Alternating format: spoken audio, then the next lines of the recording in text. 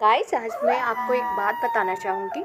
जब भी मेरे घर के पीछे एक मस्जिद है और उसमें जब भी अजान होता है, तो मेरी जीनी पता नहीं क्यों ऐसे साउंड निकालती है। आप सुनिए।